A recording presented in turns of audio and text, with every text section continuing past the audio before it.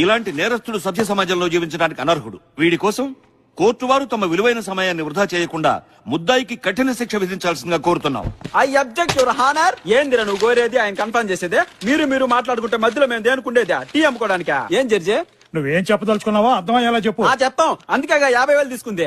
ఇంతకి నా క్లయింట్ మీద ఉన్న ఆరోపణలు ఏంటో. చిల్లర దొంగతనాలు, బ్యాంకు రాబరీలు చేసావా? చేయలేదు రాజా. చేయలేదంటున్నాడుగా. ఓకే చేశాడు అనుకుందాం. ఆ మాత్రం దానికి ఉరి శిక్ష చేస్తారా మీరు? నెక్స్ట్. జడ్జి గారు ఉరి అనే మాట అనలేదయ్యా. నేను అనిపిస్తాగా. ఏం కాదు ఉండండి. నెక్స్ట్. బాంబ్ బ్లాస్ట్లు. ఇన్ని చేసినోడికి బాంబ్ బ్లాస్ట్ ఒక లెక్క. ఆ మాత్రం దానికి ఉరి చేస్తారని మీరు? చూడండి వెంకట్రావు గారు, ఇలాంటి చిన్న చిన్న విషయాలకు ఉరి శిక్ష వేయడం ఏ మాత్రం భావ్యం కాదు. ఏదో 10ో 12 జరిమానా వేస్తారంటే మా వాడు కట్టెళ్ళిపోతాడు. ఇరువురికి మంచి. నేనేం తీర్పు ఇవ్వాలో చెప్పడానికి నువ్వెవడురా? లేకపోతే నువ్వు ఇచ్చే తీర్పుకి పడి పోసేసుకుంటామనుకున్నావా? జడ్జి గారు ఏం చేస్తావురా?